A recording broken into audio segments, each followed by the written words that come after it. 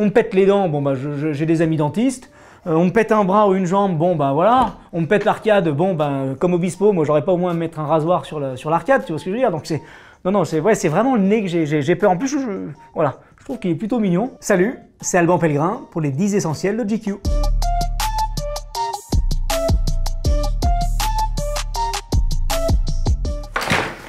Et voilà, mon sac qui n'est évidemment jamais rangé, je sais jamais où sont les choses, mais je sais que tout est dedans, ce qui est déjà le plus important. Celui qui m'accompagne depuis le premier jour, ça fait un côté un peu militaire, donc c'est assez sympa. Et puis surtout, on se rend pas compte, mais il est ultra spacieux, je peux en mettre vraiment de partout. Qui dit sortir de la frontière européenne, dit le passeport. Et la petite anecdote d'ailleurs qu'on a avec le passeport, c'est que ma productrice, 7 jours avant le départ, se fait voler son passeport, donc on a dû le refaire en urgence et on a failli ne pas partir parce que forcément on est une équipe et c'est tous ensemble ou personne, donc symboliquement le passeport c'est plus qu'important.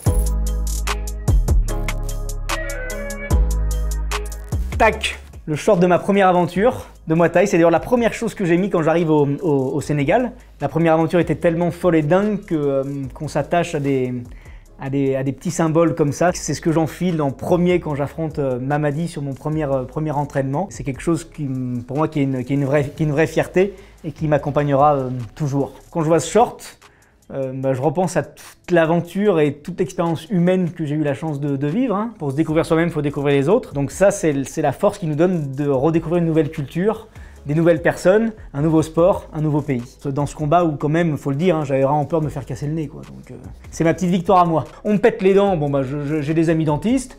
On me pète un bras ou une jambe, bon ben voilà. On me pète l'arcade, bon ben comme Obispo, moi j'aurais pas au moins à me mettre un rasoir sur l'arcade, tu vois ce que je veux dire. Donc c'est, non, c'est vraiment le nez que j'ai peur. En plus, voilà, je trouve qu'il est plutôt mignon. Le vêtement qui va m'accompagner et qui me marque le plus, évidemment, je suis revenu avec des gris-gris. Je suis revenu avec beaucoup de souvenirs. C'est les couleurs, c'est la force, c'est la première chose qu'on m'a donné, exactement comme le short quand j'étais en Thaïlande. C'est ce qui nous permet d'avoir le sentiment qu'avec ça, on est un peu invincible. Hein. On m'a donné un short de Muay Thai, on me donne un pagne. Ça, c'est mon identité. Avec Sarah, mon amie et productrice, on est allé tout simplement dans un surplus militaire. Et on a trouvé aussi bien le sac que cette chemise. Elle me correspond, elle est bien trop grande pour moi, elle dépasse.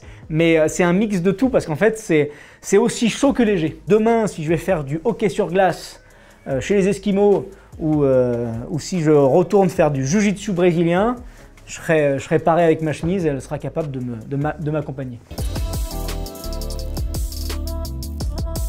Ça, c'est vraiment l'une des choses les plus essentielles qui m'a été donnée d'avoir au Sénégal. J'ai pas voulu faire de jaloux, donc Imodium ou Smecta, c'est vraiment en fonction de l'intensité de vos problèmes intestinaux. Qui dit nouvelle culture, dit manger local. Autant en Thaïlande, ça s'était pas trop mal passé. Autant au Sénégal, j'ai perdu 4 kilos en l'espace de 7 jours. Le problème de se vider, c'est qu'on se dit que dès qu'on mange ou dès qu'on boit de l'eau, on va se revider. Donc le matin, au bout d'un moment, je petit déjeunais plus et je buvais plus trop d'eau, ce qui est la chose la plus stupide à faire avant un entraînement. Ce qui a donné lieu à un petit craquage lors de la saison. Mais Monsieur Smecta et Madame Imodium, merci pour tout. Ma casquette essentielle pour la saison 1, parce que j'avais un peu moins de cheveux, j'ai fait une greffe de cheveux depuis, mais c'est vrai que j'avais un gros trou, je l'ai encore un petit peu parce qu'il était tellement gros qu'il fallait le cacher. En saison 3, j'en aurais plus besoin de ma casquette, parce que normalement, si je repasse sur le billard, ils vont me rajouter encore des cheveux. Pour la saison 1, c'était essentiel. La saison 2, un peu moins. La saison 3, voilà. Petite lampe frontale. La nuit, partout. Je pense que je dois être d'ailleurs très beau avec. Quand vous avez besoin d'aller n'importe où, ou qu'il y a des petites coupures de courant, ou qu'il n'y a même tout simplement pas d'électricité, la lampe frontale, ça fait partie des vrais essentiels. Juste derrière le Smecta. Alors, un essentiel qui n'en est pas, justement, pas de portable. Je pars du principe de ne pas avoir de téléphone portable, ça fait partie des 10 essentiels. Pour vivre l'aventure à fond. On a dû créer des réseaux sociaux pour essayer de se rapprocher des gens, mais en fait, quand on enlève les téléphones portables, on s'aperçoit que c'est la meilleure manière pour redevenir social. C'est terrible comme un téléphone portable, ça vous déconcentre.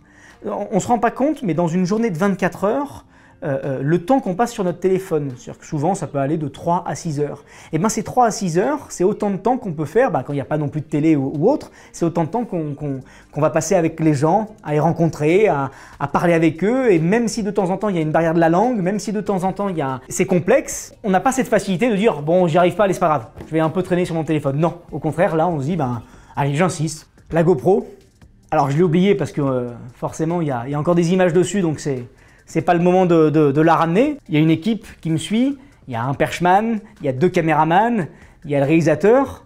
Mais la GoPro, ça va être aussi les petits moments intimistes qu'on a du mal souvent à capter s'il y a trop de monde autour de nous. C'est ce qui fait que je vais vraiment rentrer dans l'intimité et dans l'échange de l'autre. Il n'y a pas d'artifice avec une GoPro, il peut y avoir que de l'honnêteté, de l'échange et de la sincérité. C'est ce qui me permet aussi de me confier, c'est ma psy à moi, un petit peu. Je confie des choses à la GoPro que je sais l'équipe technique ne va pas voir tout de suite, donc ça me permet en fait de me confier à quelqu'un qui ne va pas me juger.